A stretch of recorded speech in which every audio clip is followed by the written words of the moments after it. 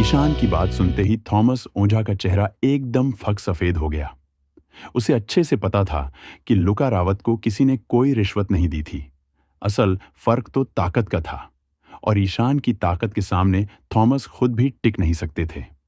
कुमुद ओझा तुरंत चीख पड़ी, अब नाटक कर रहा है? तुझे लगता है तू मेरे पापा से लड़ने लायक है? ईशान ने उसे अनसुना किया और थॉमस की तरफ देखकर बोला, ओझा साहब, मंच पर आइए।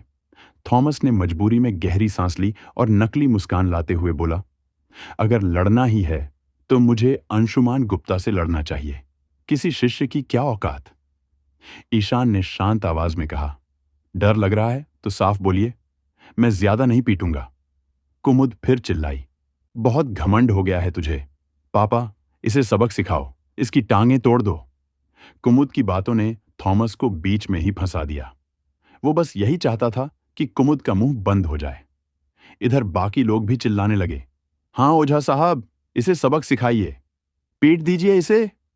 थॉमस के पास अब कोई बहाना बचा ही नहीं था। मंच पर जाते तो आज बुरी हार होती, ना जाते तो ओझा मार्शल आर्ट स्कूल की इज्जत मिट्टी में मिल जाती। थॉमस ने कहा, मुझे मेरा पेट दर्द कर रहा है। ईशान हंसकर बोला, ओझा साहब, शायद आपको पता नहीं, मैं डॉक्टर भी हूं। लखनऊ में जो मशहूर आत्मा पोषण गोली है वो भी मैंने बनाई है। अर्जुन ने तुरंत कहा, हाँ, मैं गवाही देता हूं। थॉमस कुछ और बहाना करने ही वाला था कि ईशान बोल पड़ा, लगता है सच में डर गए और अपने आप को लखनऊ का नंबर 1 मार्शल आर्टिस्ट कहते हैं। थॉमस गुस्से में चीख पड़ा, लड़के, ज्यादा घमंड मत कर। वो गुस्से में मंच की ओर बढ़ा और बोला, ऐसा मत समझ कि मैं तुझसे डरता हूं, बस तुझे चोट नहीं पहुंचाना चाहता था। ईशान ने कहा, तुम जैसे लोग मुझे पसंद नहीं। तुम्हारी बेटी ने मेरी टांगें तोड़ने की बात की थी, मैं बस इंसाफ करूंगा। तुम्हारी दोनों टांगें तोड़ूंगा, जान नहीं लूंगा। थॉमस का चेहरा उतर गया। वो कुछ बोल पाता उससे पहले ईशान बिजली की तरह आगे बढ़ा। थॉमस की आंखें फटी रह गईं। ईशान की गति तो उसकी सोच से भी तेज थी। न नहीं, थॉमस डर कर पीछे हटने लगा, लेकिन ईशान ने उसे मौका नहीं दिया। 1 सेकंड में पास आकर उसकी पिंडली पर जोर से लात मारी। कटाक! थॉमस दर्द से चिल्ला उठा। आ! ईशान ने दूसरी टांग पर भी ऐसी ही लात मारी और फिर कटाक! दोनों टांगें अजीब तरह से मुड़ गईं। थॉमस जमीन पर गिर पड़ा और दर्द से चीख रहा था। ईशान बोला, बस, दोनों टांगें तोड़ दी, अब हिसाब बराबर। पूरा मैदान शांत हो गया। फिर लोग फुसफुसाने लगे, लखनऊ का नंबर 1 ऐसे हार गया? ओझा साहब को जवाब देने का मौका भी नहीं मिला। ये ईशान शर्मा तो बहुत खतरनाक है, इसीलिए तिवारी परिवार ने इसे चुना होगा। कुमुद भागकर पापा के पास पहुंची। पापा, आप ठीक हो? फिर ईशान को देखकर बोली, तू बहुत जालिम है। ईशान बोला, निमंत्रण तुम लोगों का था और तुम्हारी बेटी की भी गलती है।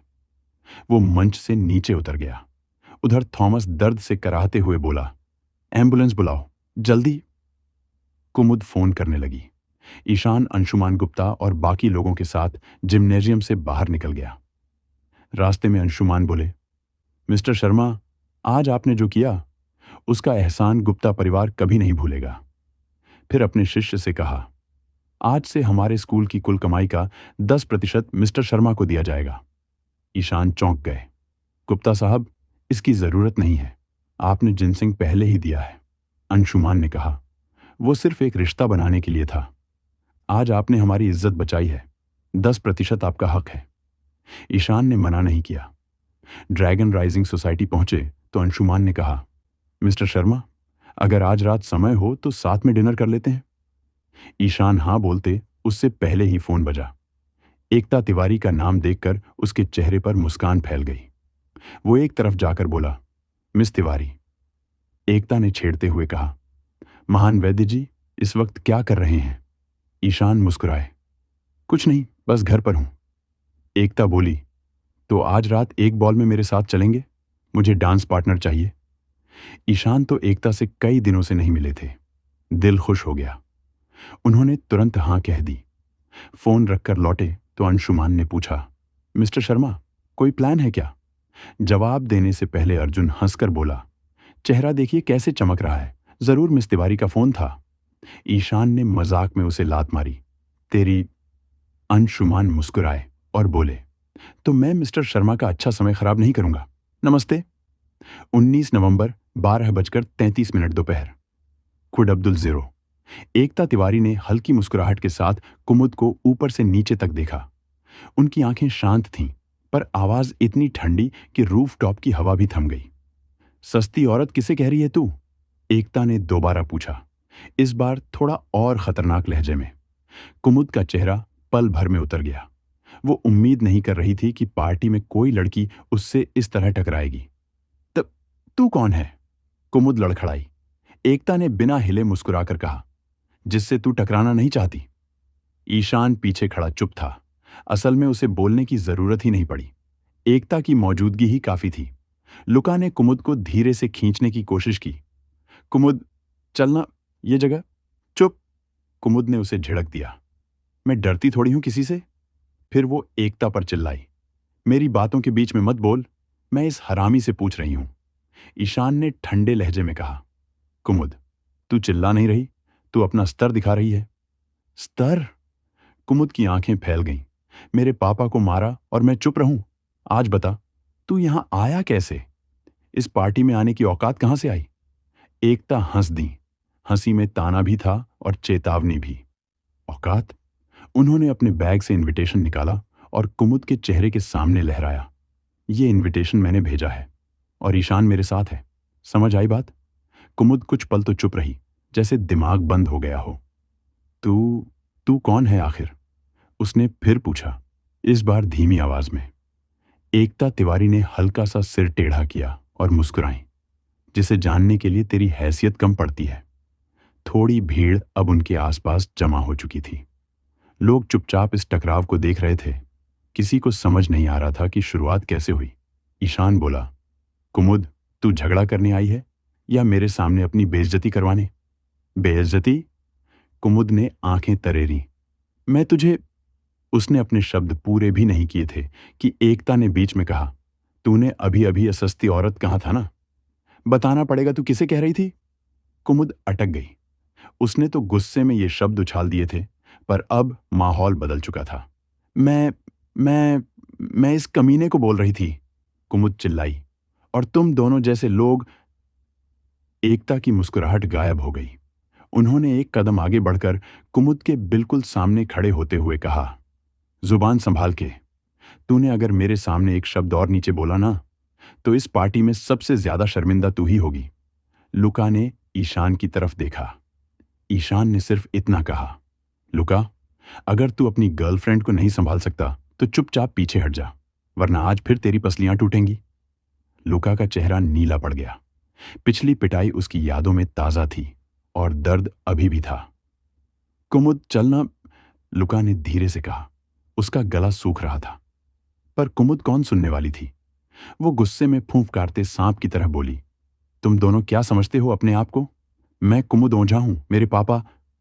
एकता ने आह भरते हुए कहा, हां, वही ओझा जिन्हें ईशान ने अस्पताल पहुंचाया है। अच्छा किया, वरना शायद तेरी लेक्चरबाजी उनसे भी बदतर होती। कुमुद का चेहरा तमतमा उठा। उसका हाथ एकता की तरफ उठा। शायद थप्पड़ मारने का इरादा था, लेकिन हाथ आधे रास्ते पर ही रुक गया, क्योंकि ईशान ने कलाई कसकर पकड़ ली थी। आवाज कड़क थी, कुमुद, अगर मेरा सब्र टूट गया ना, तो इस बार तेरे पापा नहीं, तू अस्पताल जाएगी। ईशान ने धीरे से उसका हाथ छोड़ दिया। कुमुद पीछे हट गई। डर उसकी आंखों में साफ दिख रहा था। भीड़ सन्न थी।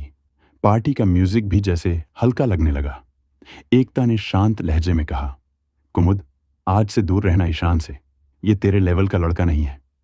और हां, एकता ने उसे ऊपर से नीचे देखते हुए कहा, किसी को सस्ता बोलने से पहले अपने दिमाग की कीमत जरूर देख लेना। कुमुद का चेहरा थक्का हो गया। वो किसी को कुछ समझा भी नहीं पा रही थी। लुका ने उसका हाथ पकड़ा और फुसफुसाकर बोला, चल, बस चल, वरना हम दोनों के कपड़े भी उतर जाएंगे यहां। कुमुद ने आखिरकार खामोशी से सिर झुका लिया। दांत पीसते हुए लुका के साथ वहां से चली गई।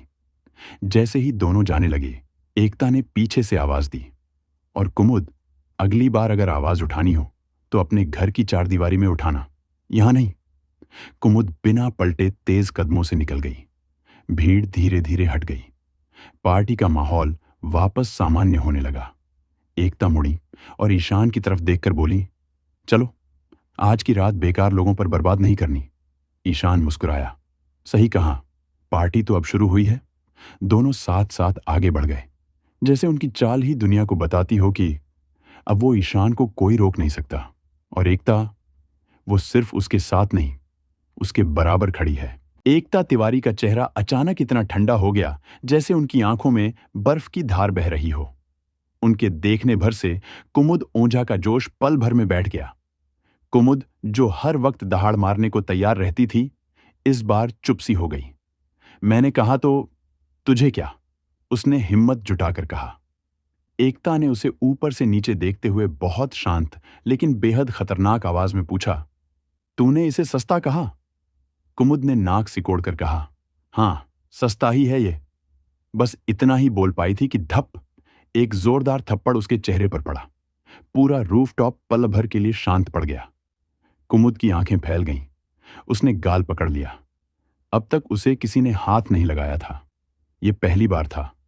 और उधर सामने खड़ी एकता तिवारी बिल्कुल शांत थी, जैसे कुछ हुआ ही ना हो।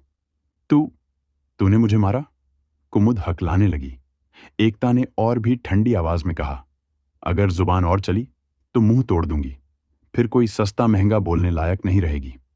कुमुद गुस्से से दहाड़ते हुए एकता पर झपटी ही थी कि धप, दूसरा तमाचा भी उतनी ही ताकत से पड़ा। अब उसकी आंखों में आंसू आ चुके थे। तू खत्म हो गई, मैं तुझे छोड़ूंगी नहीं, कुमुद दांत पीसते हुए बोली। उसने लुका रावत की तरफ देखा और चिल्लाई, लुका, अपने दोस्त को बुला, इन दोनों को यहां से निकलवाता है या नहीं? लुका रावत अब तक तो बस तमाशा देख रहा था, लेकिन जैसे ही उसने मिस तिवारी नाम सुना, उसके पैरों में जैसे जान ही नहीं रही। उसके दिमाग में एक ही नाम घूम रहा था, एकता तिवारी। राजधानी की तिवारी फैमिली वाली एकता तिवारी। अगर वो वहीं थी तो फिर कुमुद ने अभी अभी अपनी जिंदगी का सबसे बड़ा पंगा ले लिया था। लुका ने हड़बड़ाहट में बोला, नहीं, ये गलत फहमी है, मैं अभी इसे समझाता हूं। ईशान, जो वैसे तो लुका को पकड़कर फेंकने के मूड में था, एकदम रुक गया। ये वही लुका था जो हमेशा अकड़कर बात करता था। कुमुद भड़क गई। लुका, तू क्या कर रहा है? लुका ने उसका हाथ खींचा और दबे स्वर में बोला, पागल है क्या? जानती भी है वो कौन है? अगर और बोली ना तो पूरा ओझा खानदान खत्म समझ। मेरे साथ क्या किया? 2 थप्पड़, मैं छोड़ूंगी नहीं उसे। कुमुद गुस्से में कांप रही थी। लुका ने चिढ़कर कहा, मरना है तो अकेले मर, मुझे साथ मत घसीट। कहकर वो उसे लगभग घसीटता हुआ पार्टी से बाहर ले गया। उधर पार्टी में माहौल फिर से सामान्य हो गया। एकता और ईशान एक कोने में बैठ गए। एकता मुस्कुराई, मेरे साथ डांस करोगे? ईशान फटाक से बोला, नहीं नहीं, ना आता है ना पसंद है। एकता हंस पड़ी, ठीक है, जिद नहीं करूंगी, थोड़ी देर में तुम्हें किसी से मिलवाती हूं। कुछ देर बाद एक सूट बूट में आदमी भागता हुआ आया। माफ कीजिए मिस तिवारी, घर में अचानक काम आ गया था, वह हाँफते हुए बोला। एकता ने उसे बैठाया। कोई बात नहीं शर्मा जी, आराम से बैठिए। फिर उन्होंने ईशान की तरफ मुड़कर कहा, ये हैं ललित शर्मा, चंदेल बैंक के मैनेजर। ललित शर्मा तुरंत खड़े हो गए और ईशान से हाथ मिलाया। मिस्टर शर्मा का नाम आजकल हर जगह सुन रहा हूं, चंदेल तक गूंज गया है। ईशान विनम्रता से मुस्कुराया। बहुत बहुत शुक्रिया शर्मा जी। एकता ने अचानक पूछा, शर्मा जी, आपकी पत्नी कैसी हैं? ललित ने दुखी स्वर में कहा, सही नहीं है, विदेश से स्पेशल डॉक्टर बुलाया है। तभी एकता ने हंसते हुए कहा, अरे सुविधा देखिए, मिस्टर शर्मा खुद डॉक्टर हैं, शायद आपकी मदद कर दें। ललित हैरान होकर बोले, सच में? आप डॉक्टर हैं? वैद्य हैं क्या? ईशान को खुद नहीं पता था वो क्या है, इसलिए बस बोला, कुछ वैसा ही समझ लीजिए। ललित मुस्कुरा उठे, तो फिर आपको कष्ट देना पड़ेगा। एकता ने ईशान की तरफ देखते हुए आंख मारी। ईशान, अब शर्मा जी की पत्नी तुम्हारी जिम्मेदारी है, निराश मत करना। ईशान ने सिर हिलाया। वो समझ चुका था, एकता तिवारी उसके लिए सिर्फ मदद नहीं कर रही थी, वो उसके लिए चंदेल प्रदेश के बड़े बड़े दरवाजे खोल रही थी। और यह सिर्फ शुरुआत थी। 19 नवंबर 12:46। क्वेड अब्दुल 0। कैलाश हरि का फोन कटते ही सड़क पर सन्नाटा छा गया। कुमुद ओझा भी डर के मारे पीछे हट गई। अभी थोड़ी देर पहले जो लड़की आग उगल रही थी, अब उसकी टांगें कांप रही थीं। कैलाश गुस्से में उसके पास आया और गर्दन पकड़कर फुसफुसाया, तेरे चक्कर में मैं मरते मरते बचा हूं। राजधानी वाली एकता तिवारी से पंगा लेती है तू? दिमाग खराब है क्या? कुमुद का चेहरा सफेद पड़ गया। मुझे कैसे पता होता कैलाश? चुप। एक और थप्पड़ पड़ा। अगर आज मिस तिवारी ने कुछ कर दिया तो मुझे भी नहीं बचाएगा कोई। कैलाश के गुंडे भी डर से सुन्न हो गए थे। सब जानते थे एकता तिवारी का नाम राजधानी में मंत्रियों के बाप भी घेरे में लेते हुए डरते थे। उधर एकता की गाड़ी एकता शांत बैठी थी, पर उनकी आंखें ठंडी थीं। सेक्रेटरी धीरे से बोला, मैडम, क्या आप चाहें तो मैं पुलिस को बुला? नहीं, एकता ने बिना देखे कहा, पुलिस को बीच में मत लाना। ये लखनऊ के कुछ लोग अपनी हद भूल रहे हैं। सही समय आने पर मैं खुद सिखाऊंगी। सेक्रेटरी चुप हो गया। एकता बाहर खिड़की से जा रही जगहों को देख रही थी, पर मन कहीं और था। ईशान। वो चुपचाप बोली, ईशान, तुम्हें अंदाजा भी नहीं कि राजधानी कितनी खतरनाक है। उनकी आवाज में हल्का सा दर्द था, जो शायद कोई और समझ भी नहीं सकता था। कैलाश का घर। तूफान कैलाश जैसे तैसे घर पहुंचा। दरवाजा खुला और सामने उसका पिता किरण हरी हाथ में बेल्ट लिए खड़ा था। पापा, मेरी गलती। धड़ाम, पहला बेल्ट पड़ा। मैंने कहा था ना, एकता तिवारी का नाम सुनते ही सलाम ठोकना, और तूने उसकी गाड़ी रोक ली। किरण हरी की आंखों में खून उतर आया था। पापा, नहीं, कुमुद ने। उसने। कुमुद? किरण ने चीख कर कहा। कुमुद कहाँ है? उसे भी फोन कर। कैलाश डरते डरते बोला। वो रास्ते में ही भाग गई। किरण ने मोबाइल उठाकर नंबर डायल किया। कुमुद ने घबराकर कॉल उठाया। हेलो कुमुद जी, ये आपने क्या कर दिया? किरण की आवाज विनम्र थी, पर भीतर ज्वालामुखी था। मिस तिवारी राजधानी से हैं। आपके एक थप्पड़ पर हमारी 3 पीढ़ियां सड़क पर आ सकती हैं। कुमुद रोने लगी। मैं तो बस बदला लेना चाहती थी। तो जाओ। किरण बोला, बदला ले लो। पहले राजधानी में जाकर उन्हें डरा कर दिखाओ। अगर वापस लौट आई तो मैं खुद तुम्हें पहचानने से इनकार कर दूंगा। कुमुद की सांस रुक गई। राजधानी? एकता तिवारी का इलाका? नहीं अंकल, मैं जा। फोन कट गया। कुमुद ओझा की रात। मौत की दहशत कुमुद एक कोने में बैठी कांप रही थी। उसे अब एहसास हो चुका था कि उसने ऐसे इंसान से पंगा लिया है जिसे चोट पहुंचाने का मतलब अपनी खुद की मौत की स्क्रिप्ट लिखना है। उसके दिमाग में सिर्फ एक बात बार बार घूम रही थी, एकता तिवारी ने मुझे देखा, अब वो मुझे छोड़ेंगी नहीं। उसका शरीर डर से सुन्न हो गया। रात के अंधेरे में अचानक कोई बाइक तेज आवाज में उसके घर के सामने रुकी। कुमुद चौंक उठी। कौन कौन है? उसकी आवाज कांप रही थी। बाहर से एक भारी आवाज आई, कुमुद ओझा। उसका दिल धक से रह गया। कौन? दरवाजे पर दस्तक हुई, धीमी पर बेहद खतरनाक। मिस तिवारी का संदेश लेकर आया हूं। कुमुद की आंखें डर से फट गईं। घुटनों में ताकत खत्म हो गई। दरवाजा धीरे धीरे खुला। अंधेरे में खड़ा आदमी बोला, उन्होंने कहा है ये सिर्फ शुरुआत है। दरवाजा बंद होता है। कुमुद चीखने वाली थी, पर आवाज बाहर नहीं आई। उसके होंठ कांपने लगे। मिस तिवारी मुझे मार देंगी। उसने चेहरा ढक लिया और जमीन पर बैठ गई। ईशान का अगला कदम दूसरी तरफ। ईशान अपने कमरे में बैठा था। उसे फोन आया, सेक्रेटरी का। मिस्टर ईशान, आज मिस तिवारी पर हमला हुआ था। ओझा वाली कुमुद और एक लड़के ने रास्ता रोका था। ईशान की आंखें ठंडी हो गईं। उसकी सारी भावनाएं एक पल में गायब हो गईं। कुमुद ओझा। उसकी आवाज बर्फ जैसी थी। आप चिंता ना करें, सेक्रेटरी बोला। मिस तिवारी ठीक हैं, लेकिन शायद आने वाले दिनों में शहर में हलचल बढ़ेगी। ईशान ने धीरे से कहा, अगर किसी ने उन्हें छूने की भी कोशिश की तो मैं खुद शहर का नक्शा बदल दूंगा। फोन कट गया। ईशान ने खिड़की के बाहर देखते हुए फुसफुसाया, एकता, तुम्हें कोई छू भी नहीं सकता। कुमुद की मौत की ख्वाहिश बढ़ती गई।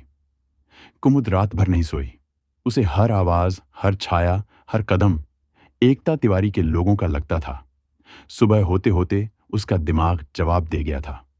उसने खुद से कहा, इससे अच्छा है मैं मर जाऊं, उससे पहले वो मुझे मार दे। कुमुद ओंझा की हर सांस डर से कांप रही थी।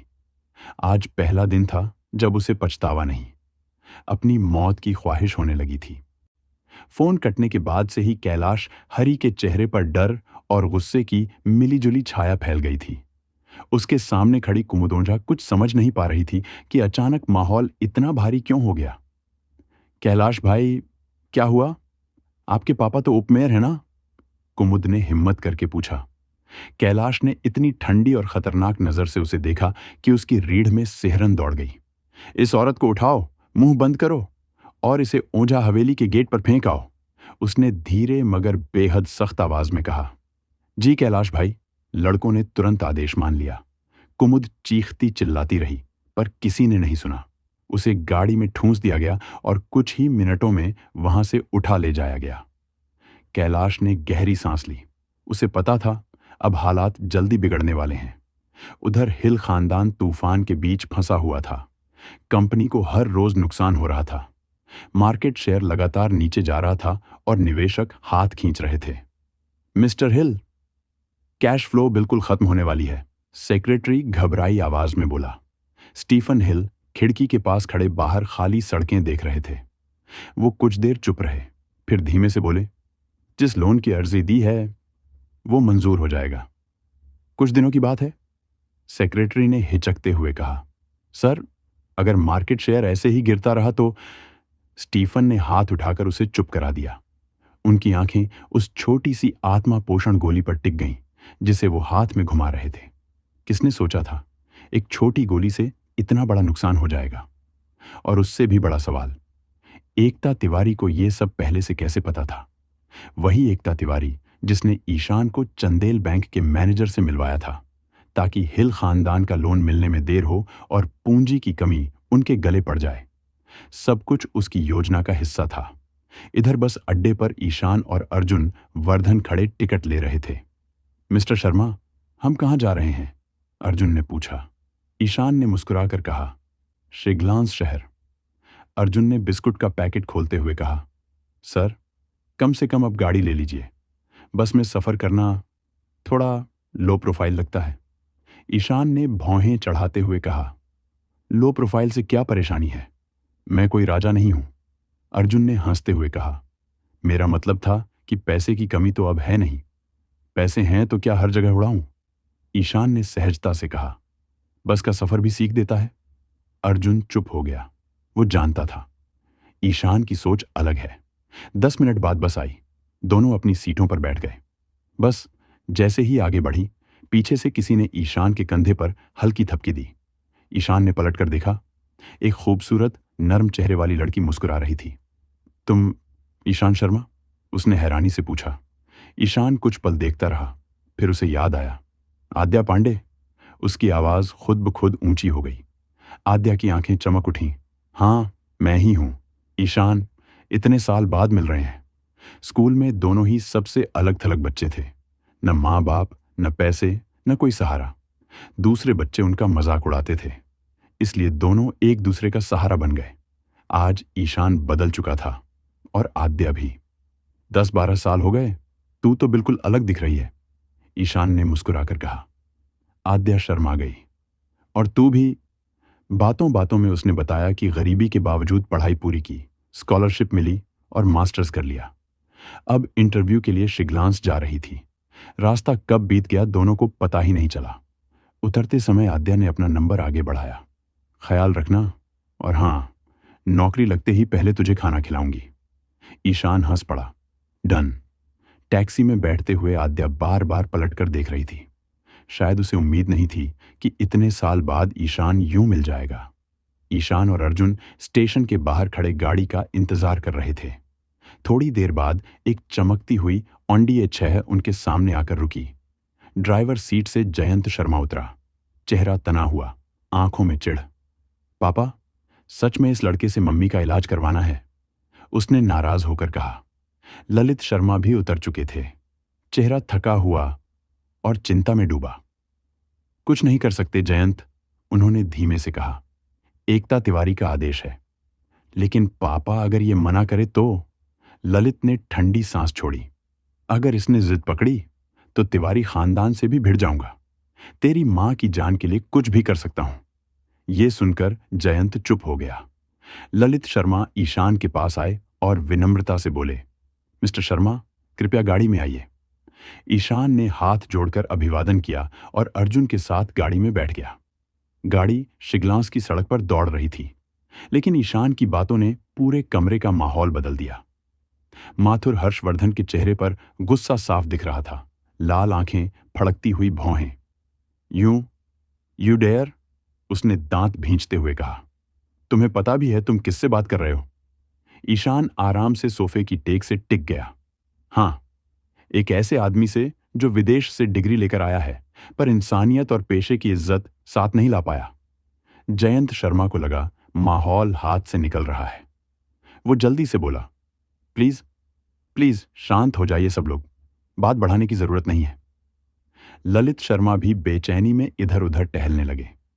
उन्हें समझ नहीं आ रहा था कि ईशान को रोकें या डॉक्टर माथुर को समझाएं।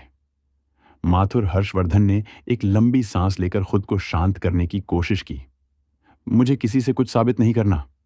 मुझे सिर्फ अपने मरीज की परवाह है, शर्मा जी की पत्नी की, और मेरे हिसाब से बीमारी बिल्कुल छोटी है। बस शुगर और न्यूरल बैलेंस का मामला है। ईशान हंस दिया। छोटी? बीमारी अगर छोटी होती तो महीनों तक हालत क्यों बिगड़ती जाती? डॉक्टर, रोग का मूल ढूंढना पड़ता है। सिर्फ रिपोर्ट देखकर मनगढ़ंत कहानी नहीं बनती। माथुर का चेहरा तमतमा गया। वो उंगली उठाकर बोला, तुम्हें मेडिकल का एम भी नहीं पता और मुझे समझा रहे हो? ईशान अब तंग आ चुका था। वो उठकर सीधा उसके सामने खड़ा हो गया। तुझे लगता है बीमारी शुगर की वजह से है? अगर ऐसा होता तो दवाओं से थोड़ा तो फर्क पड़ना चाहिए था, पर दिन ब दिन हालत और बिगड़ रही है। इसका मतलब बीमारी कहीं और है, और तू उसे पकड़ भी नहीं पा रहा। अर्जुन वर्धन पीछे से मुस्कुराते हुए बोला, डॉक्टर साहब, विदेश में बड़े बड़े शहरों में पढ़ाई करके आए हो ना? वहां कॉमन सेंस नहीं सिखाया जाता क्या? माथुर गुस्से से कांपने लगा। बस, उसने चिल्लाकर कहा, शर्मा जी, अगर आपने इन दोनों को अभी बाहर नहीं निकाला तो मैं केस छोड़ रहा हूं, समझ लीजिएगा। ललित शर्मा एक पल के लिए स्तब्ध रह गए, फिर धीरे से बोले, माथुर साहब, आप नाराज ना हो। ईशान अभी कुछ नहीं बोलेगा। ईशान ने चौंक कर ललित शर्मा की तरफ देखा। वो समझ गया, ललित डर गए थे कि डॉक्टर केस न छोड़ दे। माथुर ने तिरस्कार भरी मुस्कान दी और सोफा पर बैठ गया। ईशान भी चुपचाप वहीं खड़ा रहा, पर उसकी आंखें अब खिड़की की तरफ थीं, मानो दिमाग में कुछ चल रहा हो। कुछ देर के बाद ललित शर्मा थके हुए से बोले, माथुर साहब, आपने जो दवा दी है, क्या उसी से इलाज हो जाएगा? जी बिल्कुल, माथुर ने आत्मविश्वास से कहा। यह दवा ब्रेन का बैलेंस रीसेट कर देगी और शुगर को भी नियंत्रण में रखेगी। 1-2 डोज में ही सुधार दिखेगा। ईशान ने हल्की लंबी सांस ली। उसकी निगाहें उस नीली शीशी पर टिक गईं। अगर दवा इतनी अच्छी है, ईशान ने शांत आवाज में कहा, तो इसका रिएक्शन भी उतना तेज होगा? माथुर चिढ़कर बोला, कौन सा रिएक्शन? ईशान आगे बढ़कर नीली शीशी उठाता है। यह दवा माइक्रो स्टेरॉयड बेस्ड है। ब्रेन पर असर करेगी, पर अगर मरीज का अंडरलाइंग कंडीशन कुछ और हुआ तो यह दवा उल्टा नुकसान करेगी, शायद बहुत बड़ा। माथुर हंस पड़ा। स्टेरॉयड? सच में मजाक मत कराओ। यह दवा दुनिया की टॉप रिसर्च से है। ईशान ने बोतल की कैप खोली, थोड़ा सा तरल अपनी उंगली पर लिया, सूंघा और बोला, अगर मुझ पर भरोसा नहीं तो इस दवा को कॉटन पर डालकर आग लगाकर देखना। 5 सेकंड में नीली ज्वाला उठेगी, जिसका मतलब है इसमें हाई अल्कलाइन स्टेरॉयड प्रिजर्वेटिव मिला है। बहुत खतरनाक। कमरे में सन्नाटा। जयंत शर्मा और ललित शर्मा दोनों के चेहरे उतर गए। माथुर हर्षवर्धन खींचकर बोला, यह सब झूठ है, मैं तुम्हारे बेकार टेस्ट नहीं करूंगा। ईशान ने दवा की बोतल टेबल पर रखी। ठीक है, पर अगर आपकी दवा से मरीज को किसी भी तरह का एपिसोड हुआ, द्वारा पड़ा या दिमागी हिस्टेरिया बढ़ गया, तो उसकी जिम्मेदारी सिर्फ आपकी होगी। माथुर हर्षवर्धन ने ठंडी नजर से कहा, मेरी दवा सुरक्षित है, तुम चिंता मत करो, बचकानी बातें यहीं खत्म करो। इतना कहकर वो अपनी फाइल उठाकर बाहर जाने लगा। अचानक बेडरूम से एक तेज चीख सुनाई दी। ललित शर्मा का दिल धक से रह गया। वो भागते हुए अंदर पहुंचे। बाकी सब भी पीछे पीछे दौड़े। कमरे का नजारा देखकर सबके पैरों तले जमीन खिसक गई।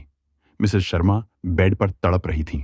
उनकी सांसें अनियमित, आंखें उलटी, शरीर अकड़ता हुआ। हाय हाय, स्ट्रेस अटैक! माथुर हर्षवर्धन चिल्लाया। ये कैसे हो गया?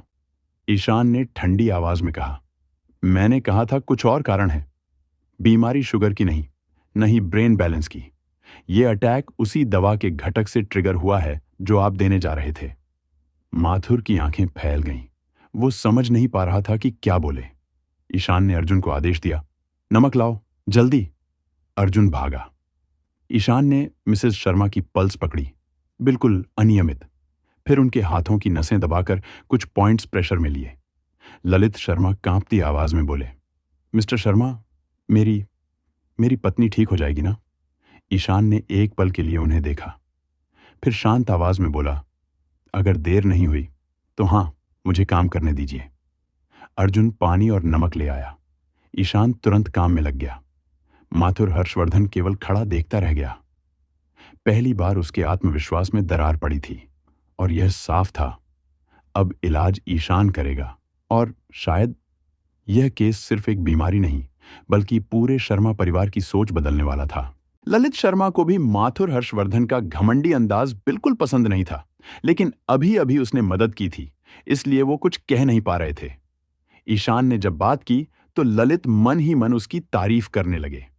माथुर ने हंसते हुए कहा, मेरे डायग्नोसिस पर शक कर रहे हो? किस आधार पर? अपनी ये धोखेबाज आयुर्वेद पर?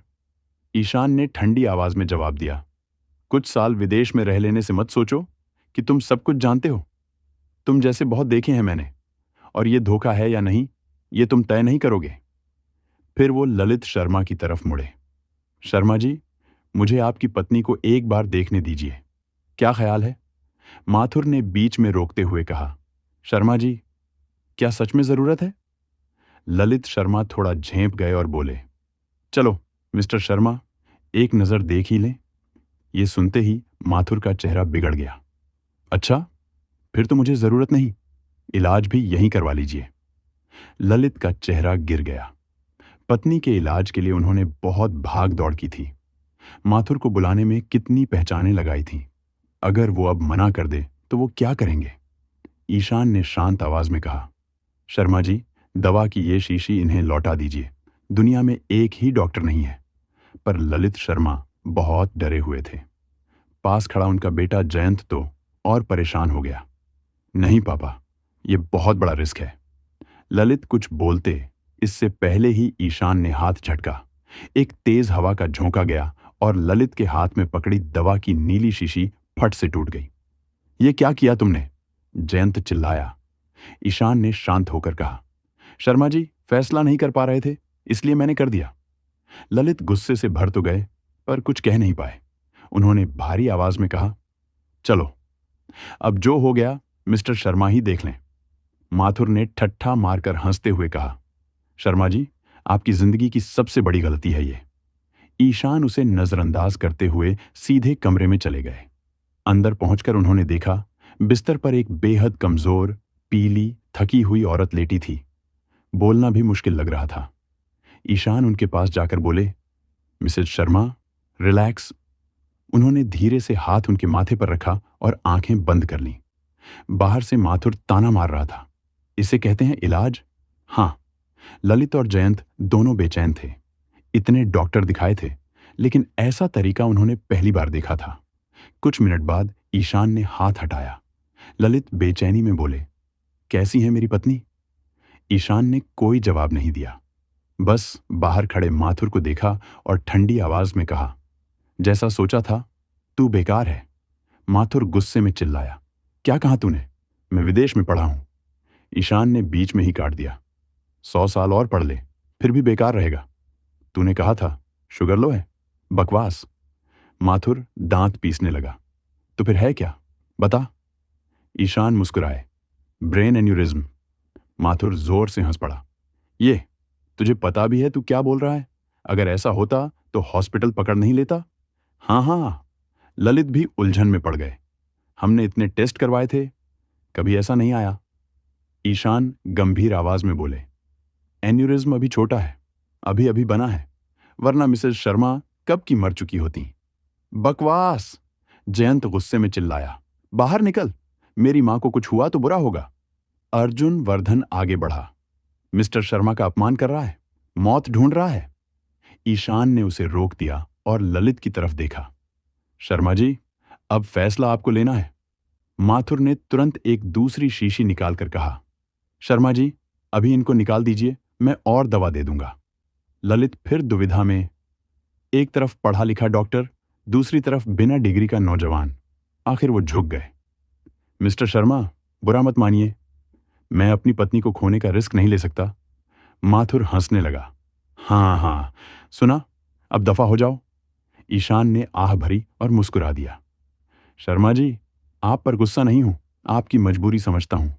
फिर धीरे से बोले, पर एक बात कह दूं, मिसेस शर्मा के पास सिर्फ 3 घंटे बचे हैं, उसके बाद देवता भी कुछ नहीं कर पाएंगे। माथुर चिल्लाया, बकवास है ये, इनकी बातों में मत आइए। ललित ने सिर झुका लिया। मिस्टर शर्मा, आपकी बात याद रखूंगा। अर्जुन ने गुस्से में कहा। अंधे हैं ये लोग। फिर दोनों हवेली से बाहर निकल गए। बाहर आकर अर्जुन ने पूछा, सच में सिर्फ 3 घंटे बचे हैं? ईशान ने धीरे से कहा, हाँ, उनके नाक के बीच वाला एक्यू पॉइंट पूरी तरह काला पड़ चुका है। ज्यादा से ज्यादा 3 घंटे। 19 नवंबर 12:57। किड अब्दुल 0। ईशान ने बात खत्म की और अर्जुन से कहा, जाकर चांदी की सुइयों की एक डिब्बी ले आओ। अर्जुन चौंक गया। चांदी की सुइयां? किस लिए? ईशान हल्का सा मुस्कुराए। लगता है इस बार उन्हीं से काम चलाना पड़ेगा। अर्जुन की आंखें चमक गईं। शर्मा परिवार ने आपको इतना अपमानित किया, फिर भी आप उनकी मदद करना चाहते हैं। सच में आप दिल से वैद्य हैं मिस्टर शर्मा। ईशान ने बस हाथ हिलाकर बात रोक दी। उधर शर्मा हवेली के बेडरूम में माथुर हर्षवर्धन गुस्से में ललित शर्मा पर बरस रहे थे। शर्मा जी, सिर्फ आपके घर में ही ऐसा सिरदर्द मिलता है, कोई और होता तो मैं कब का चला गया होता। ललित मजबूर होकर हाथ जोड़कर बोले, डॉक्टर माथुर, बस इलाज पर ध्यान रखिए। माथुर ने नाक सिकोड़ी। सब मेरे कंट्रोल में है, घबराने की जरूरत नहीं। और हां, हमने $1.25 लाख फीस तय की थी ना, अब बढ़ानी पड़ेगी। ललित का चेहरा बिगड़ गया। अभी हालात ठीक नहीं, मैं। माथुर ने सख्ती से कहा, नहीं बढ़ाओगे तो अभी यहीं से निकल जाऊंगा। ललित फौरन डर गए और उनका हाथ पकड़ लिया। ठीक है, जितना कहें उतना दे दूंगा। तो 2.5 लाख कर लो। माथुर ने ऐसे कहा जैसे कोई बड़ी बात ही ना हो। ललित ने बिना सोचे तुरंत हामी भर दी। ठीक है, 2.5 लाख ही सही। माथुर ने हाथ हिलाया। जाओ, अभी ट्रांसफर करो। ललित ने थकी आवाज में कहा, पहले इलाज तो शुरू कर दीजिए। नहीं, माथुर बोला, इलाज हो गया और पैसे ना मिले तो? ललित अंदर ही अंदर गुस्सा खा रहे थे, पर कर कुछ नहीं सकते थे। उन्होंने जयंत को बुलाकर कहा, जाओ, डॉक्टर साहब को पैसे ट्रांसफर कर दो। जयंत बड़बड़ाया, सब उस ईशान शर्मा की वजह से हुआ। बेकार में 2.5 लाख गए। वह बाहर चला गया। ललित बेचैनी से अपनी पत्नी को देख रहे थे। उनका दिल डर से बैठा जा रहा था। माथुर आराम से बोले, चिंता मत करो, सब मेरे कंट्रोल में है। 1 घंटा बीत गया। जयंत हांफता हुआ वापस आया। पैसे भेज दिए? माथुर ने फोन देखकर सिर हिलाया। फिर एक छोटी बोतल निकाली और मिसेस शर्मा को दी। ये पी लो। मिसेस शर्मा बहुत कमजोर थीं। किसी तरह दवा पी ली। ललित घबराकर बोले, कैसा लग रहा है अब? वह कुछ बोल नहीं पाई। उनका चेहरा और सफेद पड़ गया। माथुर ने कहा, इतनी जल्दी असर नहीं होता, आधा घंटा लगेगा, इंतजार करो। ललित घड़ी को बार बार देखते रहे। माथुर ने पानी मांगा। प्यास लग रही है, पानी लाओ। जयंत दौड़कर गया और उनके लिए खास चाय बनाकर लाया। आधा घंटा पूरा होते ही ललित बेड के पास दौड़े। प्रिया, अब कैसी हो? लेकिन उनका चेहरा और बिगड़ गया था और अचानक वो बेहोश हो गईं। प्रिया, मम्मी। ललित और जयंत दोनों घबरा गए। उन्होंने उन्हें संभाल लिया। प्रिया, सुनो, आंखें खोलो। ललित रोने लगे। कोई जवाब नहीं। जयंत गुस्से से उबल पड़ा। उसने माथुर का कॉलर पकड़ लिया। ये क्या किया तुमने? असर होना था ना? माथुर घबरा गया। मुझे नहीं पता, शायद थोड़ा और टाइम। जयंत ने मुक्का उठा लिया। तेरे टाइम का? मारो मत, ललित ने चीख कर रोका। फिर कांपती आवाज में बोले, जयंत, जल्दी से मिस्टर शर्मा को ढूंढो, उन्हें वापस लाओ। जयंत का गुस्सा अचानक रुक गया। उसने माथुर को छोड़ा और उंगली दिखाते हुए बोला, तू बस रुक, थोड़ी देर में तेरा नंबर भी आएगा। ललित शर्मा को अचानक याद आया कि उन्होंने ईशान का नंबर भी नहीं लिया था। अब उन्हें पता ही नहीं था कि वो कहां होंगे। उन्हें ऐसा महसूस हुआ जैसे सब खत्म हो गया हो। गुस्सा और डर दोनों मिलकर उन पर हावी थे और अब उनकी सारी नफरत माथुर हर्षवर्धन पर निकल रही थी। ललित ने गुस्से में माथुर को घूरा और चिल्ला उठे, सब तेरी वजह से हुआ। अगर मेरी पत्नी को कुछ हुआ ना, मैं तुझे जिंदा नहीं छोड़ूंगा। माथुर डर गया।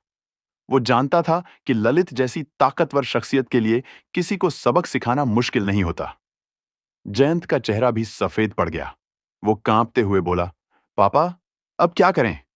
ललित ने दांत भींचते हुए कहा, बाहर जाओ और ढूंढो, शायद मिस्टर शर्मा कहीं पास में ही हो। उम्मीद बहुत कम थी, लेकिन कोशिश करना जरूरी था। "उम, उधर अर्जुन वर्धन ने चांदी की सुइयों का डिब्बा ईशान को दिया। मिस्टर शर्मा, सुइयां ले आया। ईशान ने सिर हिलाया और बोला, चलो। कहां? अर्जुन ने हैरानी से पूछा। ईशान हल्के से मुस्कुराए, शर्मा लोग अभी हमें ढूंढ रहे होंगे, समय मैंने ठीक से गिना है। अर्जुन को यकीन नहीं हुआ, लेकिन वो चुपचाप उनके साथ चल पड़ा। उधर शर्मा हवेली में जयंत पूरे घर का चक्कर लगा चुका था, लेकिन ईशान का कोई पता नहीं। वो टूट गया, आंखों में आंसू लिए जमीन पर बैठ गया। सब मेरी गलती है, मैंने मम्मी को मरने दिया। वह खुद को थप्पड़ मारते हुए रो पड़ा। ललित का दिल भी बैठ चुका था। उनकी पत्नी बेहोश पड़ी थी और वो अंदर से पूरी तरह टूट चुके थे। उन्होंने धीरे से पत्नी का चेहरा सहलाते हुए कहा, तुझे कुछ हो गया तो मैं भी तेरे साथ ही जाऊंगा। कमरे में सन्नाटा भर गया। तभी अचानक डोरबेल बजी। ललित ने थके स्वर में कहा, जयंत, दरवाजा खोलो। जयंत उठकर भारी कदमों से दरवाजा खोलने गया। दरवाजा खुला और सामने वही इंसान खड़ा था जिसकी सबसे ज्यादा जरूरत थी, ईशान शर्मा। ईशान मुस्कुराते हुए बोले, जयंत बाबू, वापस आ गया हूं, अंदर आने दोगे? जयंत की तो जैसे सारी हिम्मत टूट गई। वो सीधे घुटनों पर गिर पड़ा और ईशान की टांग पकड़कर रोते हुए बोला, मिस्टर शर्मा, मेरी मम्मी को बचा लीजिए। अगर आपने उन्हें ठीक कर दिया ना, तो मैं जिंदगी भर आपका गुलाम रहूंगा। अर्जुन भी ये देखकर दंग रह गया। उसका ईशान के प्रति सम्मान और बढ़ गया। ईशान ने उसे उठाया और कहा, उठिए, मैं आया ही इसी काम के लिए हूं। जयंत ने बार बार धन्यवाद कहा और ईशान को बेडरूम में ले गया। अंदर ललित ईशान को देखकर चौंक गए, लेकिन ईशान ने हाथ उठाकर उन्हें चुप करवा दिया। बातों का समय नहीं है, पहले जान बचाते हैं। ललित ने तुरंत सिर हिलाया। ईशान ने चांदी की सुइयों का डिब्बा खोला और प्रिया शर्मा के पास पहुंचे। उनके पास अभी अपनी पूरी शक्ति नहीं थी, इसलिए उन्हें इस विधि का सहारा लेना पड़ रहा था। वरना अपने चरम पर होते तो वो एक इशारे में ही इलाज कर देते।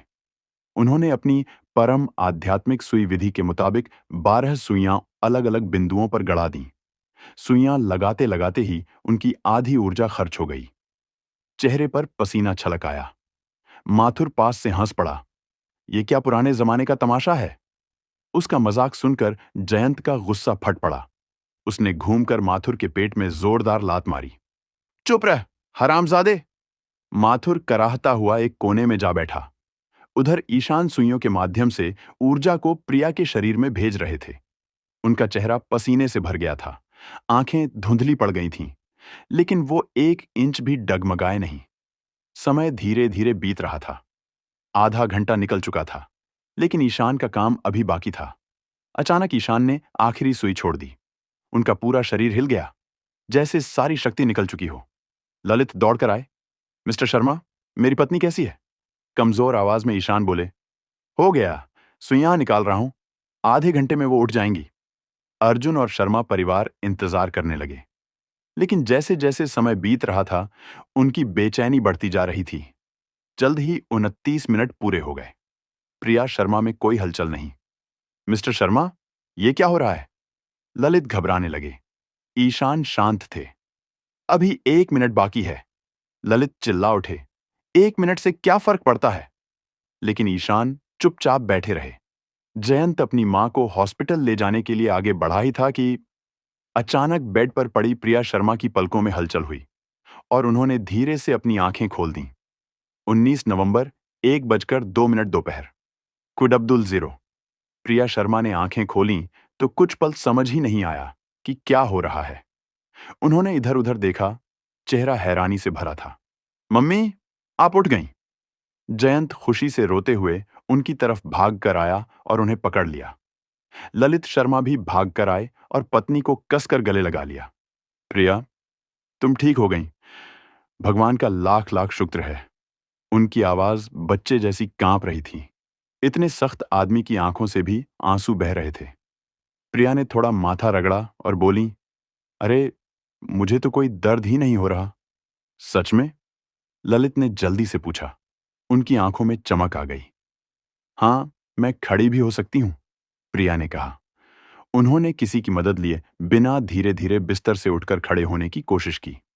कदम थोड़ा लड़खड़ाए, लेकिन वो संभल गईं। ललित और जयंत डरते हुए पीछे पीछे चल रहे थे कि कहीं गिर न जाए। कुछ ही देर में प्रिया शर्मा ने खुशी से कहा, मैं बिल्कुल ठीक महसूस कर रही हूं। तीनों जोर से हंसे और एक दूसरे को कसकर गले लगा लिया। ईशान ये सब देखकर हल्का सा मुस्कुरा दिए। कुछ मिनट बाद ललित को अचानक ईशान याद आए। वो तेजी से उनके पास आए और सीधे घुटनों के बल बैठ गए। मिस्टर शर्मा, आपकी इस मदद को मैं जिंदगी भर नहीं भूलूंगा। उनकी आवाज कृतज्ञता से भरी थी। जयंत भी बगल में घुटनों पर बैठते हुए बोला, मैंने आपको कम समझ लिया था, माफ कर दीजिए मिस्टर शर्मा। ईशान ने हंसकर दोनों को उठाया। अरे भाई, इतनी औपचारिकता क्यों? प्रिया शर्मा भी धन्यवाद कहने आई। आपने मेरी जान बचाई, ये एहसान मैं कभी भूल नहीं सकती। ईशान ने विनम्रता से सिर हिलाया। ललित मुस्कुराते हुए बोले, मिस्टर शर्मा, रात को यहीं रुकिए। आज मैं खुद खाना बनाऊंगा और हम साथ में बैठकर खाएंगे पिएंगे। ईशान ने माहौल देखकर हामी भर दी। दूर खड़ा माथुर हर्षवर्धन ये सब देख रहा था। उसका चेहरा ऐसा हो गया जैसे किसी ने उससे सब कुछ छीन लिया हो। उसे यकीन ही नहीं आ रहा था कि ईशान ने वाकई प्रिया को ठीक कर दिया। उसी वक्त जयंत उसके पास गया और सख्त लहजे में बोला, पैसे वापस कर और दफा हो जाए यहां से। माथुर ने मजबूर हंसी हंसते हुए कहा, अरे जयंत बाबू, मैंने 2 शीशियां तो इस्तेमाल। जयंत गरज उठा, ज्यादा बोल मत, वरना अच्छे से निकालूंगा। आखिरकार माथुर ने 2.5 लाख वापस दिए और सर झुकाकर चुपचाप निकल गया। रात में ललित और जयंत ने खुद हाथों से दावत तैयार की। ललित ने वो पुरानी शराब की बोतल भी निकाली जो वो सिर्फ खास मौकों के लिए संभाल कर रखते थे। तीनों ने मिलकर जाम टकराए। 3 राउंड के बाद ललित ने जयंत को इशारा किया, तोहफा लाओ। जयंत एक खूबसूरत डिब्बी लेकर लौटा। ईशान ने डिब्बी खोले बिना ही उसकी खुशबू सूंघ ली और उनकी आंखें चमक उठीं। ललित मुस्कुराए, सुना है आपको जड़ी बूटियां पसंद हैं। ये चांगबाई पर्वत की जंगली जिनसेंग है, 30 साल पुरानी, एक दोस्त से मिली थी। उम्मीद है आपको पसंद आएगी। ईशान ने डिब्बा खोलते ही उत्साह से भरकर कहा, वाह, ये तो कमाल है। ऐसी जिनसेंग मैंने कभी नहीं देखी। उन्होंने बिना झिझक उसे स्वीकार किया, क्योंकि अभी उन्हें इसकी बहुत जरूरत भी थी। ललित हंसकर बोले, अरे, ये तो कुछ भी नहीं है आपकी मदद के सामने। भविष्य में आपको जो भी चाहिए होगा, एक कॉल कर देना। ईशान ये सुनकर थोड़े गंभीर हो गए। उन्होंने जड़ी अर्जुन को थमाई और धीरे से बोले, शर्मा जी, सच कहूं, एक मदद मुझे भी चाहिए। ललित तुरंत बोले, कहो मिस्टर शर्मा, जान भी मांगो तो दे दूंगा। ईशान ने शांत लहजे में पूछा, कुछ दिन पहले स्टीफन हिल ने चंदेल बैंक से लोन मांगा था, है ना? ललित ने सिर हिलाया, हाँ, 20 अरब का लोन मैंने मंजूर भी कर दिया है। ईशान की आंखें ठंडी हो गईं। उन्होंने कहा, शर्मा जी, मैं चाहता हूं कि आप हिल परिवार का लोन रद्द कर दें, उनकी अर्जी खारिज कर दें और आगे कभी उन्हें लोन न दें।